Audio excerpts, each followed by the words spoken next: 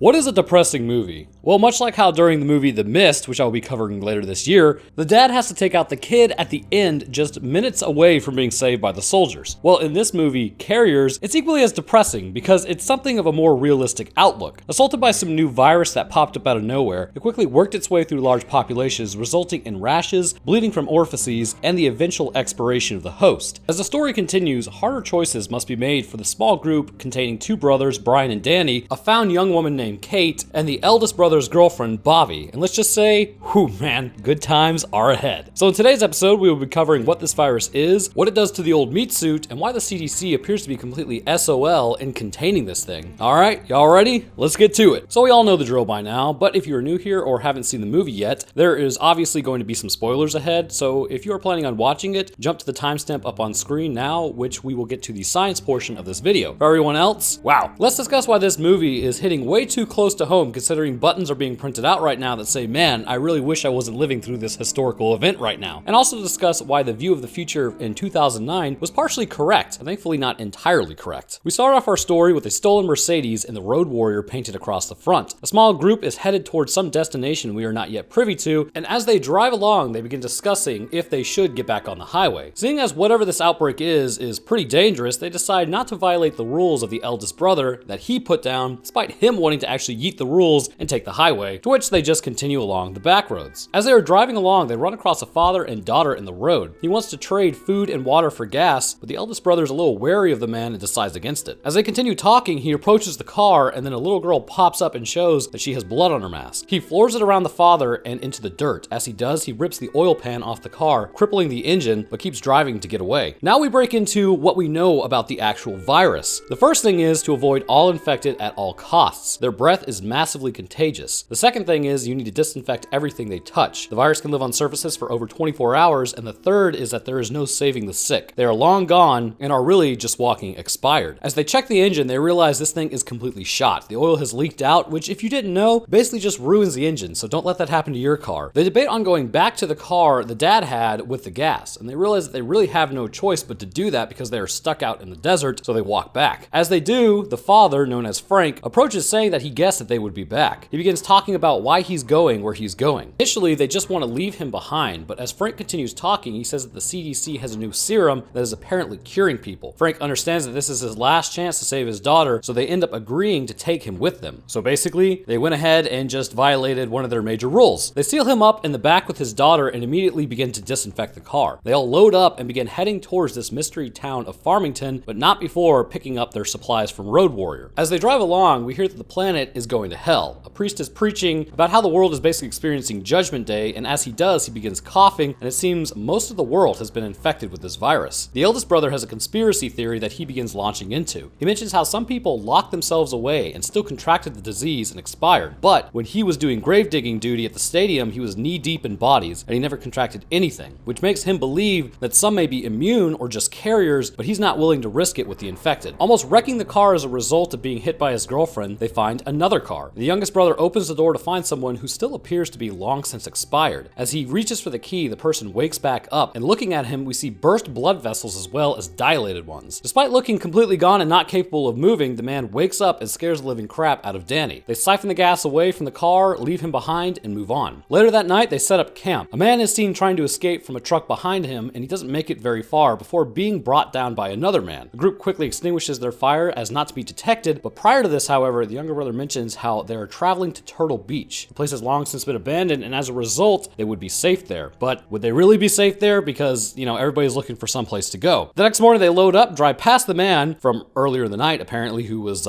taken down, and it mentions how another group brought the disease, and then they enter Farmington. Continuing through, there's no evidence of human activity. The place is completely abandoned. Watching this movie while in a small town in Maine that's currently mostly closed for winter, and with our own virus going on, closes even more shops, it's made this movie hit just a little bit different. Driving through, they find most of the town has actually expired. Trucks are filled with human remains that are stacked high and empty, as presumably the drivers fell to the disease as well. They get to the school, and Bobby agrees to stay behind to watch the kid, while the others go in to check out the school. Entering the school, they don't find much evidence that anyone is working on a serum, just empty corridors and old dirty hospital beds. As they walk through, Kate begins trying the phones to get a hold of her parents, which the phones are down, so that's a no-go. The group then decides that they need to just leave, but Kate mentions how there's a whole wing they haven't checked out yet. As they do, a kid runs by and they give chase. Walking into the gym, they find quarantine tents and beds. In the middle is a doctor with a bunch of kids. As they walk up to the doctor to talk about the serum, the doctor talks about how the serum kept people alive for 3 more days but didn't cure anyone. It also just kept them in a state of permanent agony and pain. As he turns, it shows that his face has a giant rash on it. All of the doctors and researchers apparently met their end, and he is the last one. The doctor continues talking to the kids, saying these people will be taking these kids to their parents after the doctor gives them their medicine. The doctor loaded up the cooler with potassium drinks to take the kids out along with himself. He mentions how choosing life for 3 more days is just choosing a more horrible end. Frank realizes he's totally screwed concerning his daughter, and then lets the doctor take out the kids in mercy. The group then leaves the school empty-handed. Back outside, Bobby is talking to the little girl in the back seat. As she laughs, she begins struggling to breathe. Bobby puts on her mask, but doesn't keep it on, and then removes the girl's mask. She gets sprayed with blood from the little girl and is now infected. Seeing that the group is coming back, she quickly seals the back up, and then doesn't tell the rest of the group that she's infected. Kind of a douche move, honestly. The dad then goes to the back and finds that his daughter is having breathing issues. His kid now has to use the bathroom, unfortunately, after this, so the dad tries to see if she can walk alone to the bathroom, but she's still too weak. The dad realizes that he's actually about to lose his car, so he gets out as Brian throws his stuff and then takes off, leaving the dad and daughter to their fates. This group honestly deserves one another. As they disinfect the car, Bobby then hides her jacket underneath the car, further concealing what had happened. They eventually find a place to stop and sleep, which appears to be an abandoned country club. The group moves in and they begin searching the place, but they eventually find a pool. In the pool, a person in PPE is floating at the bottom, but then brought up to the surface by Brian. This ends up startling Brian enough and he almost falls in. But by the end of it, they get out and they think it's just a random person who fell to the disease. In this world, seeing bodies is more, you could say, par for the course.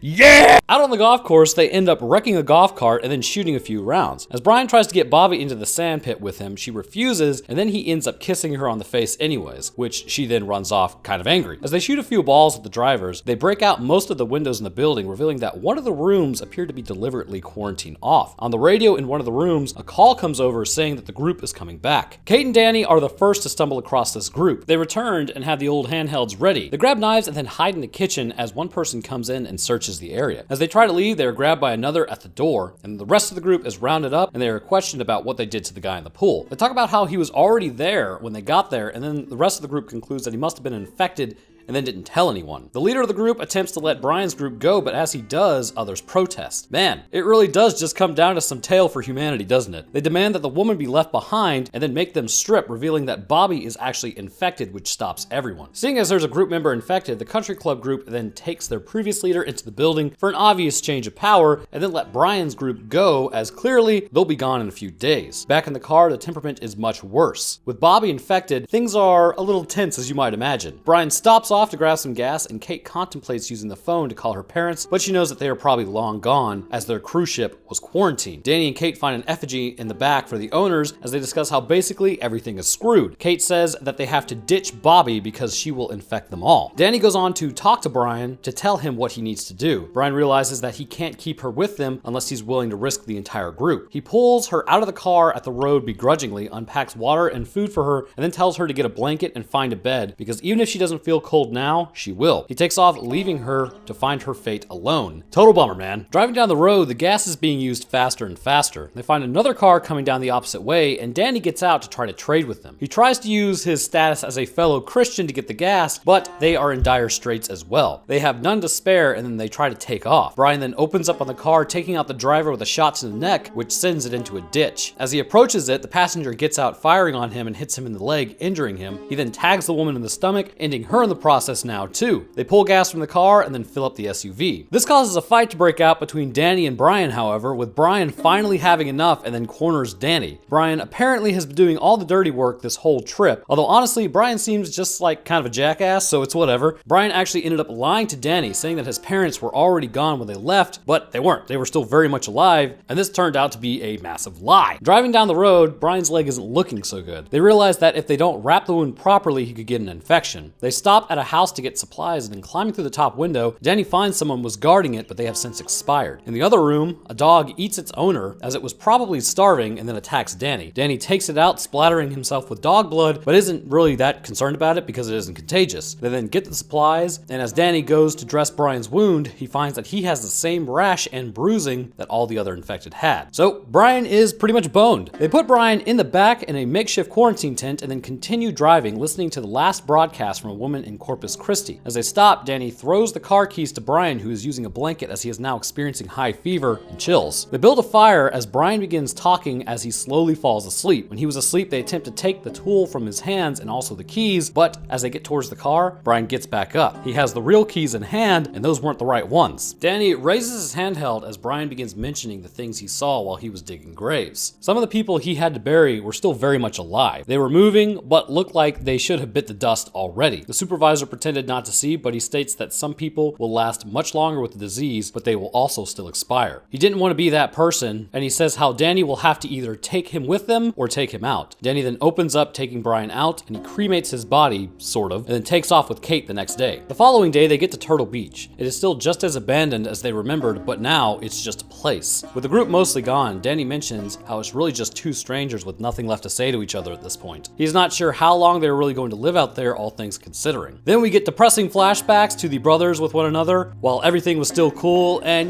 everyone was alive, and that about wraps up this summary. So yeah, super depressing story. No zombies, no real moral of the story, just a bunch of infections that result in the end of a family and friends. Too much reality, TBH. So with that wrapped up, let's get into some actual science, because what's likely on everyone's mind is, what is this virus, what does it do, and how might it be overcome in the long run, because just simply outlasting it may not be a possibility. Well, let's get on that. So if it isn't our old friend, our companion that isn't native to the human race, but actually was born out of zoonotic infection, possibly back as early as 4 AD and as late as 156 AD based on dating techniques, measles. When you hear the name measles, considering you have the internet, you probably don't even really bat an eye at the disease. Likely you have been vaccinated against this disease, but it's still quite prevalent in the world right now, and it's really nothing to trifle with. Measles will absolutely destroy your immune system given the chance. The virus boasts the ability that if you stood around someone infected with 10 people, 9 of you would contract this disease. This ability to jump between human to human has allowed it to remain at an infectious level and flourish to the point that we see today. In fact, from what we know, even though it may have jumped from fleas on cattle way back when, humans are the only animal currently that is keeping measles going. Our species is keeping it alive and just as infectious as day one, but eventually we were lucky and smart and developed a vaccine for it. Since the release of this vaccine, we have seen rates of transmission drop quite a bit, and also it has stopped the virus from completely ransacking Homo sapiens. This virus does extremely well within the human body and has detrimental impacts on it. And after it departs from your meat suit, your body is still susceptible to distant diseases and infections you wouldn't normally have an issue dealing with. So what exactly is the pathophysiology of this virus, and how does it relate to the movie? Well, let's take a look at what's going on from contraction to complete expression, and why humanity is really just absolutely powerless even today with all of our technology to stop this virus apart from a vaccine. First and foremost, measles is an airborne disease. As mentioned previously, the disease is quite adept at moving through the air and can actually exist on surfaces and suspended within that air for over 2 hours. In the movie, it is mentioned how on surfaces the virus can survive up to 24 hours, but it's really based on the amount of UV radiation present. In a lot of instances, such as with HIV, the virus itself can't exist very long out in the open, hypothesized and accepted to be roughly about 10 seconds to a minute of survivability. But when it comes to being suspended in droplets of bodily fluids or completely protected from a UV exposure, that time drastically increases. Measles is expected to be about 2 hours roughly, but the same idea could be applied should it be housed within a bodily fluid or away from UV radiation. It's just much more adept at survival. As the virus enters your lungs, it immediately begins infecting the epithelial cells of the body and then begins to move further throughout the body, creating more measles viral particles. We have seen in the movie that the body of the little girl, or really anyone, has the blood in the masks if they are wearing them. As the virus replicates in their body, cellular breakdown happens as the body tries to induce apoptosis in some cells, or simply just burst because of the viral load within the cell. With the infection ramping up, player 2 has entered the game. The lungs begin to struggle in some people more than others. This can actually end up leading to pneumonia that can completely take you out of life, which is pretty on point, unfortunately, with what's going on in our world right now. Once the lungs are compromised, for a lot of people, this can spell the end. But for those who really don't have this fate, measles continues to ransack their meat suits. When it comes to an immunological response, the body is able to learn about the virus and then build antibodies. But while it does, the virus is continuing to run amok. Important cells necessary for life, as those are associated in the lungs, are destroyed. The immune response becomes stronger with inflammation, which results in other cells meeting their end due to the body trying to protect itself. And just as a side note for you, measles opens the door for other opportunistic infections later as it completely depletes your immune system. That said, the inflammation response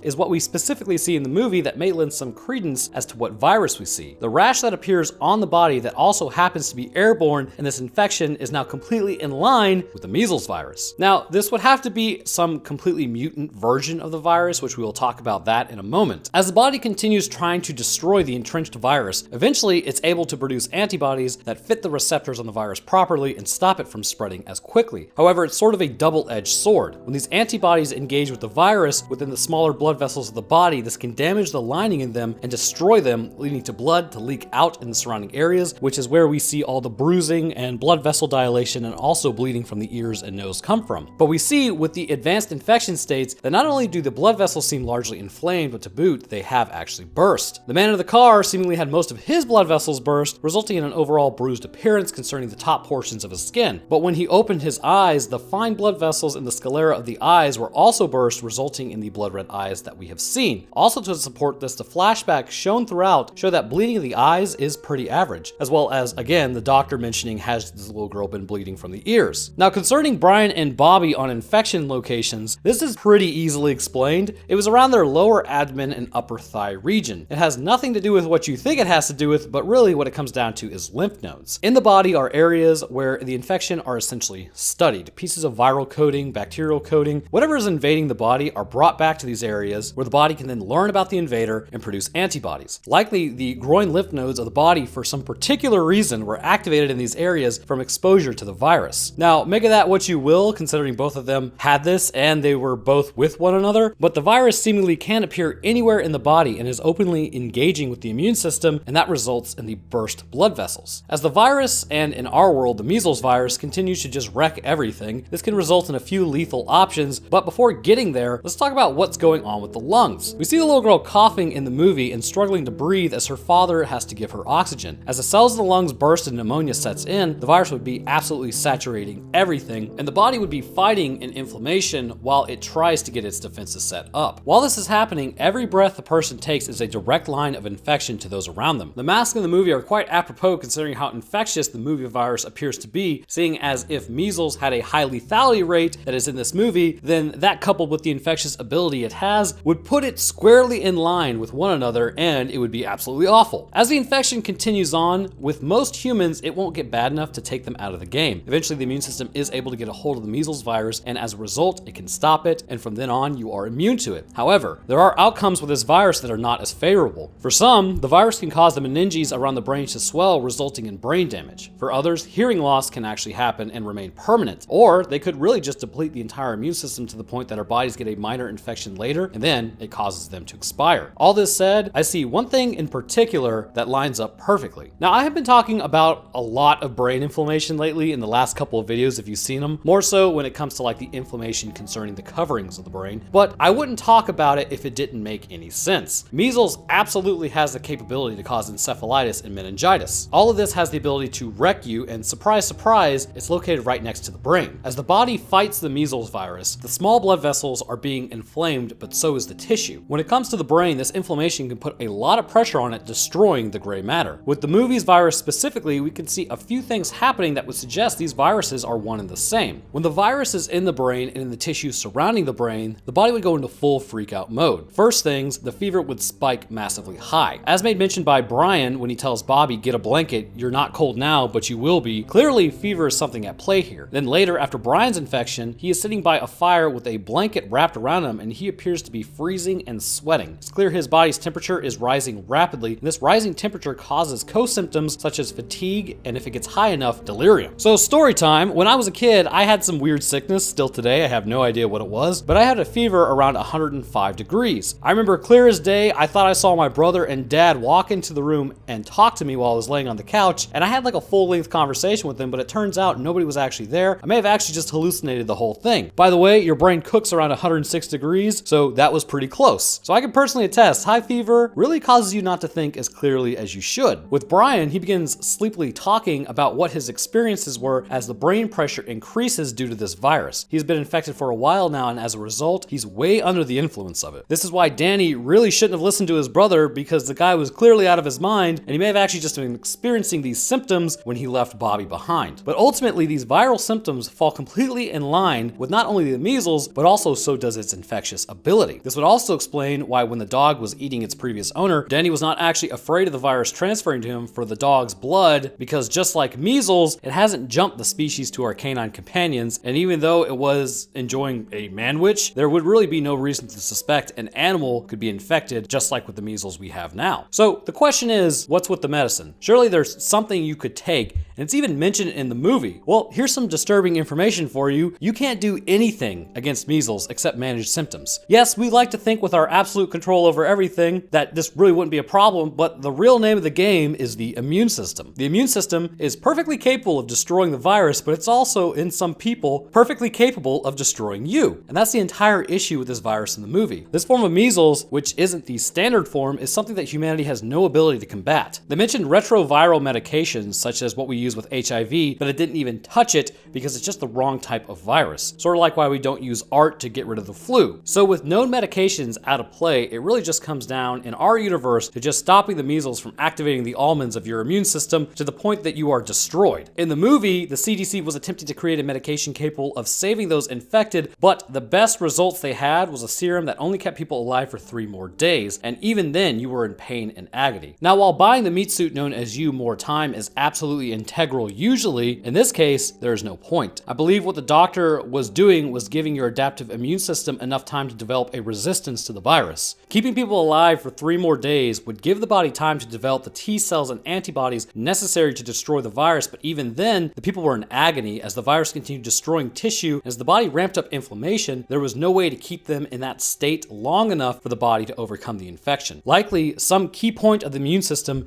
is being overwhelmed and they weren't able to catch it in time. For instance, HIV is able to bypass the immunities of humanity because it attacks it at its source with the CD4 and CD8 T cells. Upon doing so, the chain of communication is broken, and this also lets in other infections as they are able to get past it. So this is obviously not a good thing, and the body responds less effectively to other invading pathogens as a result. With the virus, I could see them as possibly invading the macrophages responsible for inflammation. Upon doing so, the body would have this runaway effect, and even with the adaptive immune system fighting the virus, the tissues are infected faster than the body can control, and the macrophages continue to overwhelm the body with inflammation hormones. Eventually, this leads to the issue that we have seen. Upon infection, blood vessels burst, the body's temperature rises in response to the infection, and then the continuation of this results in the end of the host. So with retrovirals out, what exactly do you do? Well, obviously staying away from everyone is paramount to your survival, but the infection rate is your biggest contender. How do you stop breathing air? The men at the country club had it right, but if you ever want to be around anyone, the only real way to survive is vaccination. Again, we really don't have a cure for measles right now apart from your own immune system. A mutation of measles-like virus or the measles itself could potentially cause this runaway effect. Now, just throwing out there what I know about infections and diseases, how might you possibly overcome this disease? I'm not saying it's gonna work, but lowering the temperature of your body drastically down into possibly the 80s could slow things down, along with some heavy anti-inflammatory medications coupled with the serum that the CDC was working on. Adding all 3 of those together may actually give you a chance at survival concerning this disease, but the problem is lowering core temperatures, while it's been around for a couple years, they don't really know if it can be done all the time, and there are obviously issues that could arise that they may not have had the capability of bringing you back from. So in summation, I would say this is simply the measles virus that has undergone a mutation, possibly in response to our vaccination efforts, interestingly enough, because viruses adapt like everything else. Through this adaptation, however, it proved to be way worse for humans, routing and overcoming our immunities as our bodies launched its normal attack on the virus, and this resulted in the billions of humans meeting their end and could potentially wipe out the entire species.